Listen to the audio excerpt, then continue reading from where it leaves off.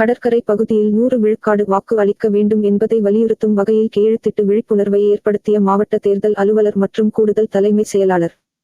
சென்னை பெசன்ட் நகர் கடற்கரை பகுதியில் மாவட்ட தேர்தல் அலுவலர் கூடுதல் தலைமை செயலாளர் டாக்டர் ராதாகிருஷ்ணன் மற்றும் தென்சென்னை பாராளுமன்ற கவுன்சில் ரிட்டர்ன் ஆபிசர் அமித், தலைமை பொறியாளர்கள் முனியன், கிறிஸ்டி, புருஷோத்தம்மன் மற்றும் அனைத்து மாநகராட்சி அலுவலர்கள் பொதுமக்களுடன் இணைந்து 100% வாக்குகள் அளிக்க வலியுறுத்தி விழிப்புணர்வை ஏற்படுத்தினர். இந்த விழிப்புணர்வில் முதல் வாக்களிப்பவர்களை ஊக்குவிக்கும் வகையில் கையெழுத்து போடுதல், மாதிரி வாக்குப்பெட்டி, வாக்கு அளிக்கும் எந்திரம் மற்றும் செல்பி போன்றவை பார்வைக்கு வைக்கப்பட்டு இருந்தது குறிப்பிடத்தக்கது.